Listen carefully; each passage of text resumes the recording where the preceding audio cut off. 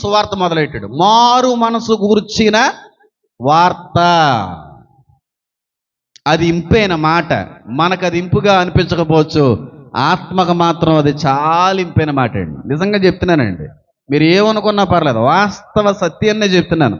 మీరు చాలాసార్లు ఖండితమైనటువంటి వాక్యాలు వస్తున్నప్పుడు, మనసుని గాయపరిచేటువంటి మాటలు వస్తున్నప్పుడు చాలామంది నన్ను తిట్టుకోవచ్చు.